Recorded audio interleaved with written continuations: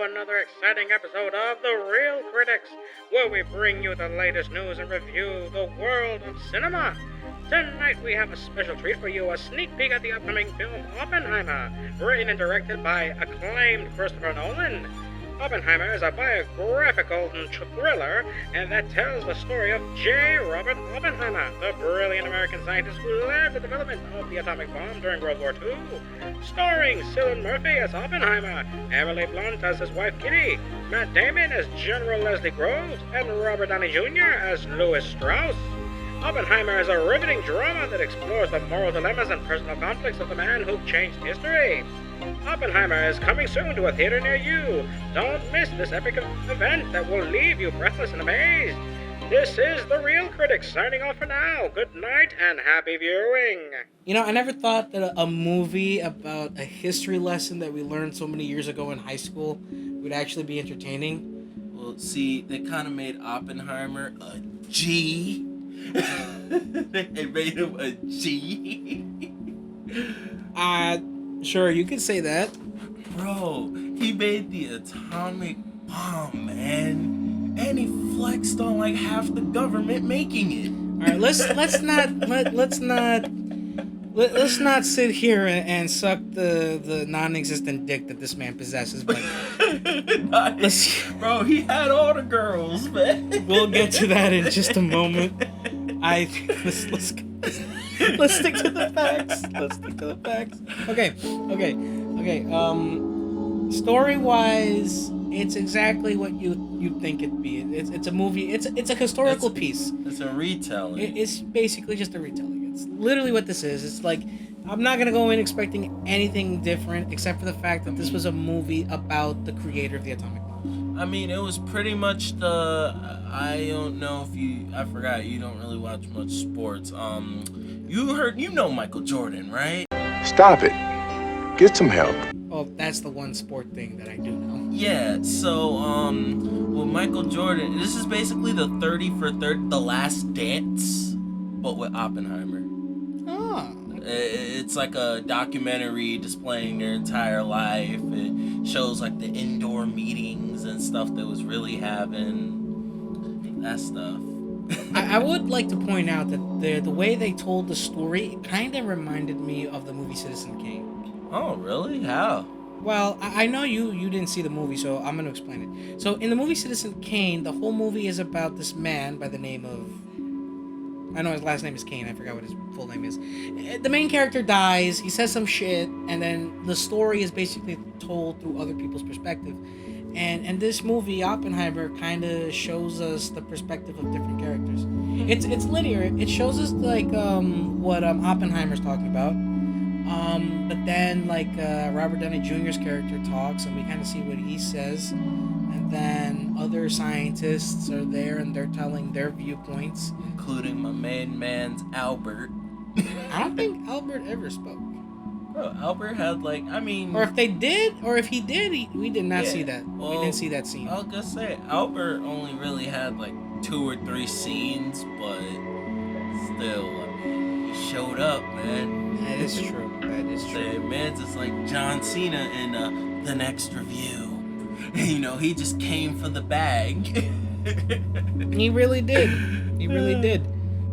It's really hard. It's really hard to criticize this movie, honestly. Mainly because it's not a new concept. It's just a retelling of a historical event. Mm-hmm. So I can't really critique much about it. I can say, however, that their choices in style were pretty good.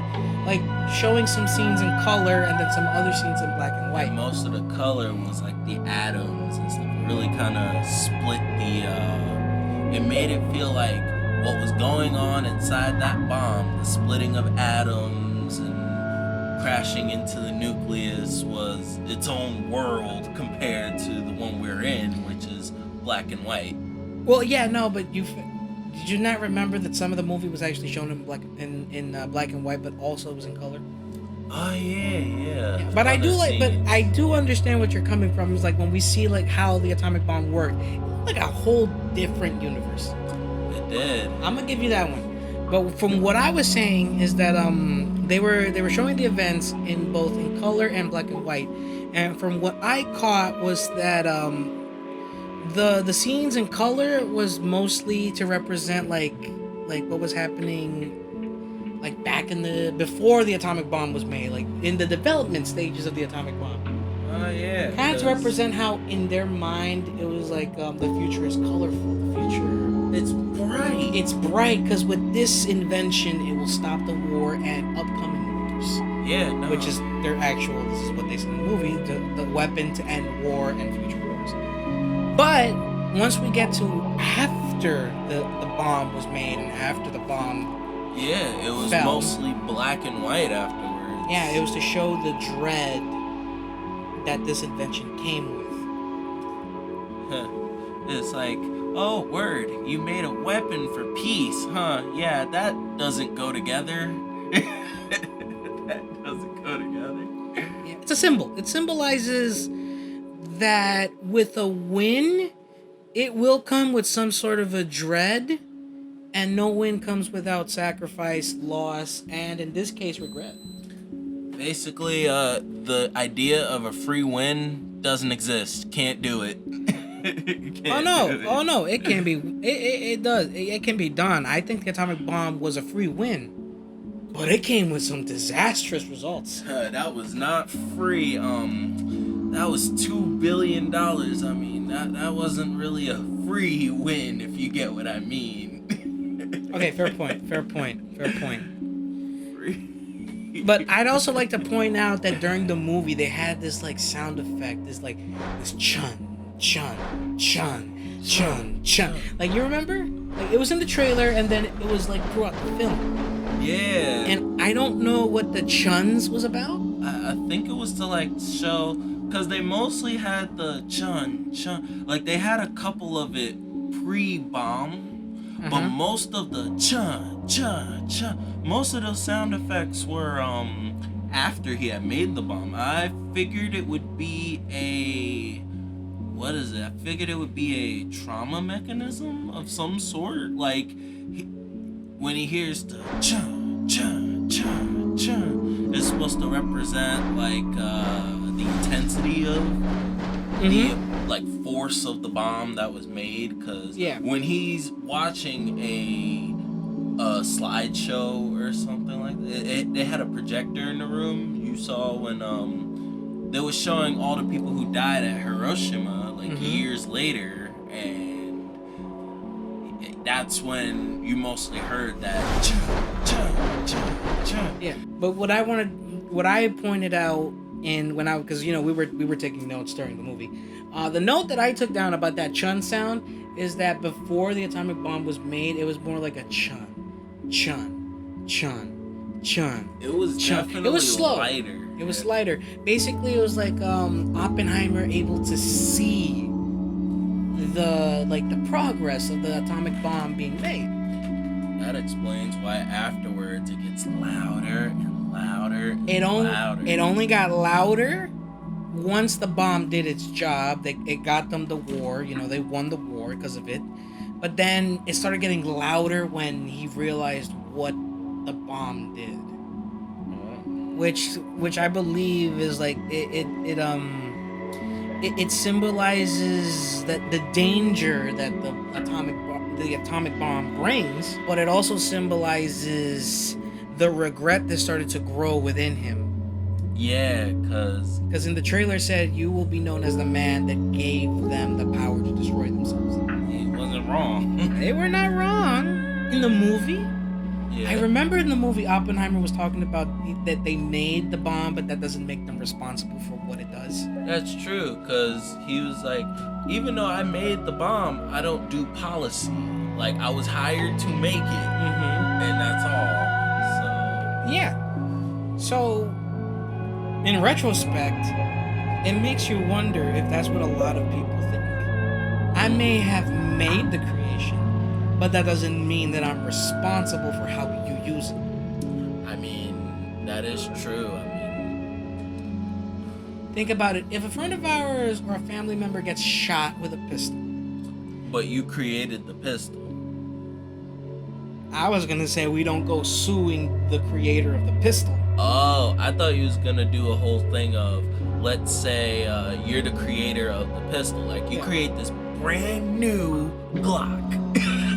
Yeah. This brand new Glock, right? Mm-hmm. And you decide to sell the rights to a publisher and therefore release it onto the market. Somebody randomly goes, buys your pistol, and shoots like your cousin or something with it. Is it your fault? Well, is it? Is it your fault that the other dude used your creation to do harm to you or to do harm to other people? True. Oh my God, trust me. I would love to resurrect the guy who believed SATs and Regents were like the best way to get out of high school. I'd have a few words for that guy. I know. I have a few words for the guy who created algebra. Like, I want to know who was the fucker who said, you know what would make math more interesting? Letters. Let's put letters in the bitch. Hey, man. That guy needs to get slapped. Or a woman. I can do both. But that was a good quote. It was like, yeah, just because we made it does not mean we take responsibility. Because, you know, that movie ends, or at least towards the end, the third act of the movie, it ends with them trying to pin on the disastrous results on Oppenheimer. Yeah, it's like, oh, it's your fault that we used your product in the way that you didn't want it to be used. So, like, no, I gave you the bomb. What you do with it is no longer my responsibility. You hired me to make it. That's a whole fact. Like, think about it. That'd be like if I made some, if I made a stick of deodorant, right? Mm-hmm. And then you take the deodorant and put it on, like, I don't know, you make deodorant marks on the wall or something like that, and then people get mad at you for that. I'm like, how's that my fault? I created the deodorant, but you bought it and used it the wrong way. Yeah, so it's your fucking fault. Going back to the chun thing. Yeah. I want to add to that I think it was a dick move, yet masterful. It was masterful.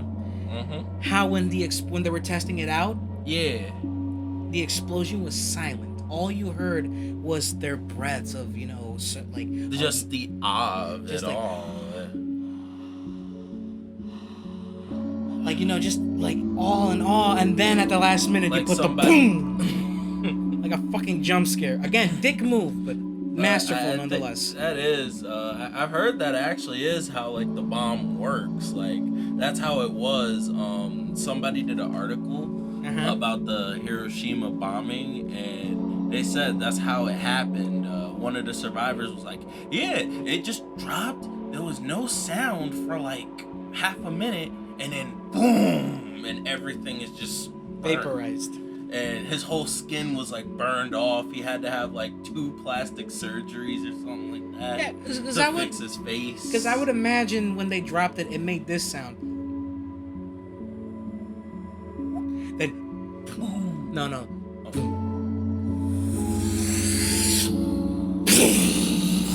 Like, that's what I imagined. That's what it sounded like. Like, that's some scary shit. That is. That is some scary shit. But I want to point out. Yeah. I want to point out that that when they were figuring out, like, you know, to use the atomic bomb, how to figure it out, is that one of the members in the board meeting, when they were talking about like how to use the bomb, like where to use it. Someone said, how do we justify using the weapon on people? Right? You're talking about the scene where all the scientists were in the room, right? Yeah, but I think they were with Truman, or I think I was Truman. I'm not sure. They were in there with the... Oppenheimer was in there. They were in the room, and they were talking about how to use the bomb. After the bomb was made, they were trying to figure out how to use it. And someone pointed out, how do we justify using the weapon on people? And when I heard that quote, I'm like, well, we should ask the same thing to the Japanese. Okay, I'm not starting some shit. I'm not starting nothing. I'm just saying, during their time of World War II. Like, how are you gonna honor basically attaching flying bombs to people and then say, oh yeah, go run into some random person, because honor. Again, we're not trying to start some shit. We're not trying to start some shit. We're just pointing out some logic from World War II. It's just some logic from World War II. We're not trying to start shit. We're just saying. We're just pointing out something from back in the days.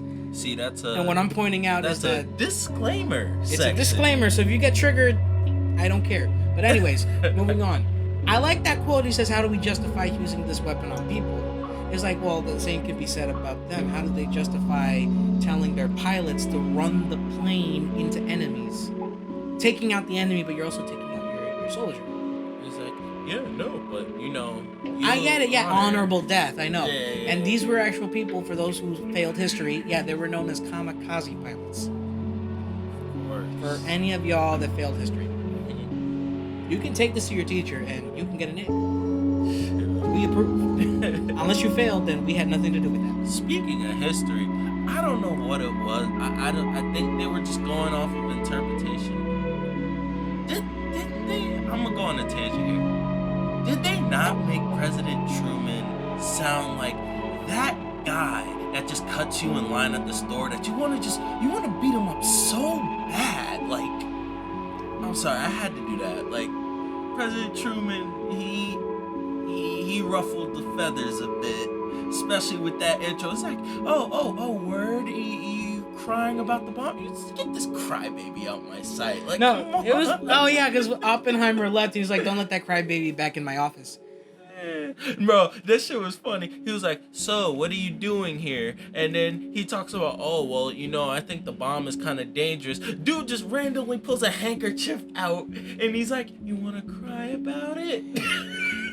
Now that you pointed that out, I find it so funny. I find it so fucking hilarious that Truman actually points out, I'm the one that dropped the bomb.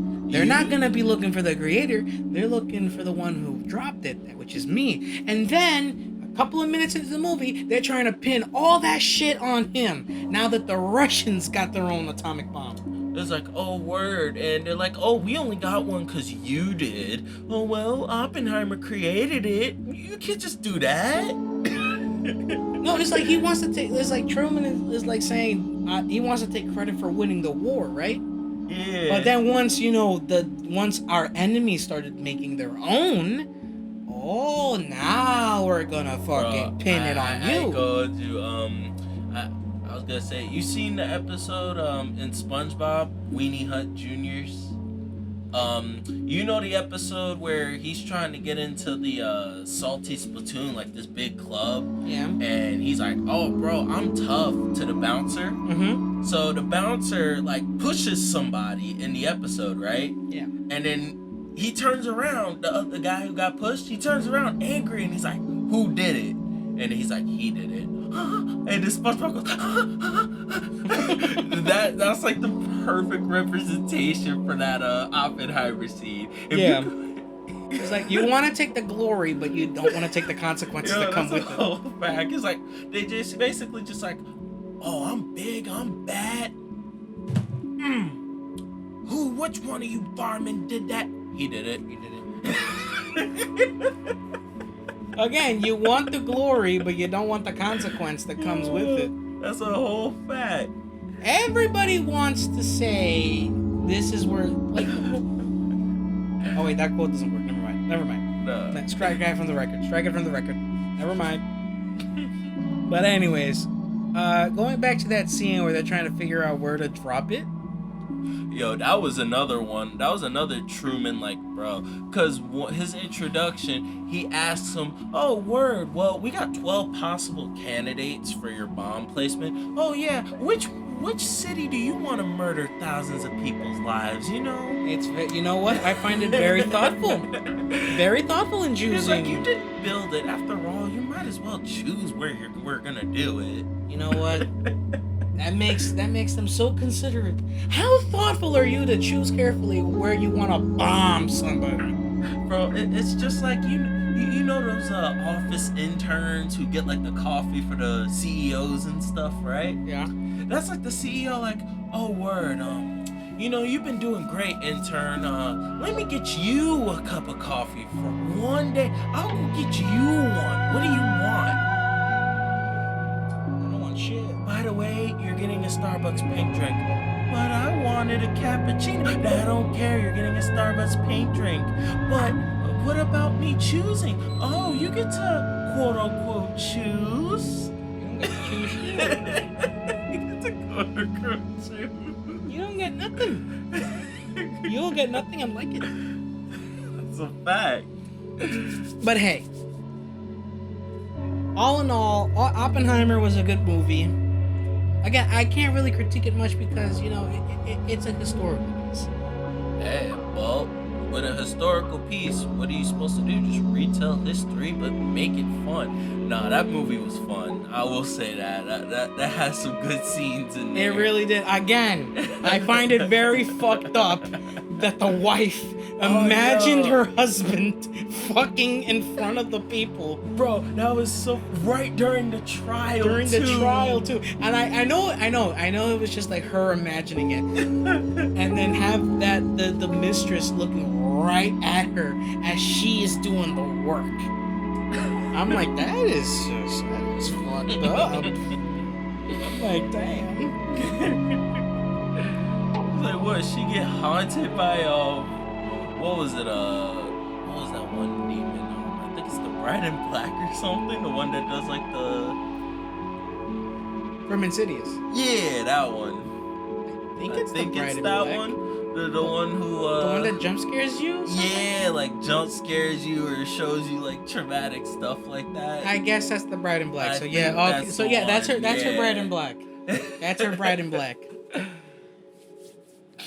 But you know, crazy haunting her from the grave. That is insane. Oh yeah, because I forgot she either was killed or she committed suicide. She kind of OD'd on the pills. Okay, so they had the scene where her head in the bathtub with all the pills in the tub. So she unalived herself. Yeah. Oh, okay, so yeah. But she was like, "Oh, I need help. You know, people are coming for me." So she decided, you know what? Forget life. But you know, it's interesting. Mm-hmm. And I think this is a really fitting end for this review. Just for a little bit of history for the ending. Think about it. Because that what they showed us in the movie is true. Oppenheimer did try to poison his teacher when he was in college. They actually did show that with the apple. Yeah, because that actually happened. That actually happened. That was a thing. The creator of the atomic bomb did try to poison this teacher until he got a change of heart. Yeah, they was about to let him rot in jail forever. And then what they didn't show was the trial he went through to see if it was unethical for him trying to poison his teacher. Even though in the movie it's actually they take liberties, because if I remember correctly from what I actually learned, is the teacher was actually a son of a bitch. Yeah, he's one of those teachers you wish you can murder and get away with. Bro, imagine you're so bad that everyone in the class hates you. Like, even the dude who, cause, you know, the dude that invited him to breathe and walk away from the college had him and was like, yeah, nah, he's not gonna do nothing for you. Even he's like, yeah, bro, just go to another school. Go to Germany even. Yeah. Like, the teacher was an asshole in real life, and he actually did try to kill him. And I think if I'm right, I may be wrong, but that was clever of them, because, you know, they had the trial to make him go to jail or work on the bomb, right? But instead what they did was they had the trial for after he made the bomb. Yeah. But they made it not a trial, so... You know, I'm saying he had a trial for getting expelled. And from expulsion, go to prison for attempting murder. Mm-hmm. But then, you know, I don't know how this part in history happened. He got away with it. But now here's the thing. Mm-hmm. Think about it. If he actually got expelled, he wouldn't have a degree. He wouldn't be teaching. Mm-mm. And they wouldn't have gone. The Russians would have made the bomb first. And how? If he'd never made it? Wait, no, not the Russians. My bad. The Germans would have made the bomb first, and then that's how. Eventually, all that shit would have happened. Because remember, they never got to make the bomb because we started raiding them, and then Hitler decided to go out at like the biggest bitch on history.